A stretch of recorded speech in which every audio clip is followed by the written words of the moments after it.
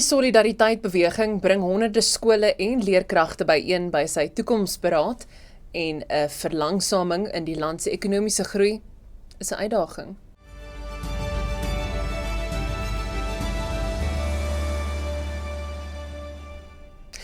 My naam is Carla Burg en welkom by Pretoria FM se visuele nuusbulletin in Afrikaans. Die Solidariteit-beweging het 'n omvattende plan vir volhoubare Afrikaanse onderwys bekendgestel, wat daarop gemik is om skole, onderwysers, ouers en leerlinge deur 'n geïntegreerde ondersteuningsnetwerk te bemagtig. Die beweging het vandag sy toekomsberaad met die fokus op Afrikaanse onderwys by die Voortrekker Monument in Pretoria aangebied. Volgens die beweging bring die plan verskeie instellings en kundigheid byeen om Afrikaanse skoolgemeenskappe te help, om die uitdagings in die onderwysstelsel beter te kan hanteer, sonder om die rol van skole oor te neem. Die voorsitter van die Solidariteit-beweging, Flip Buys, sê die toekoms van Afrikaanse onderwys lê in gemeenskappe wat verantwoordelikheid neem vir hulle eie onderwysontwikkeling. Die Departement van Onderwys in Gauteng het 'n begroting van R70.9 miljard vir die 2026-2027 boekjaar ter tafel gelê om knelpunte soos oorvol klaskamers en swak infrastruktuur aan te pak. Die LER vir onderwys in die provinsie Lebogang Mahile sê dat Gauteng steeds een van die grootste leerlinggetalle in die land het, met miljoene leerlinge wat van die openbare skoolstelsel afhanklik is.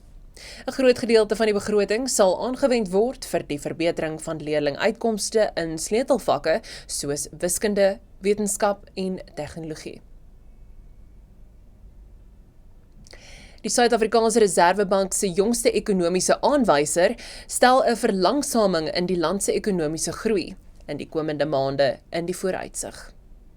Volgens die aanwyser het ekonomiese bedrywighede in April met 1,8% gedaal en SARB sê dat 8 van die 10 beskikbare komponente verswak het.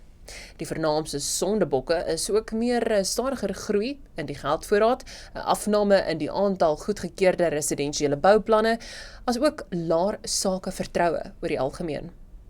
Die data is in ooreenstemming met verskeie onlangse aanwysers wat die finansiële druk op huishoudings sowel as ondernemings weerspieël.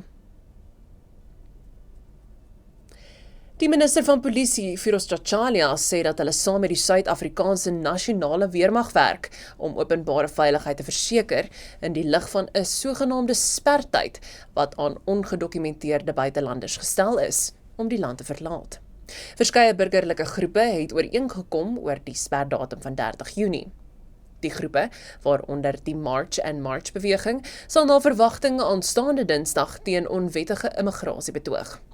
Die polisie in KwaZulu-Natal en Gauteng is as brandpunte uitgewys en Chachalia het bekend gemaak dat R600 miljoen bewillig is vir veiligheidsmaatreëls tydens hierdie betogings.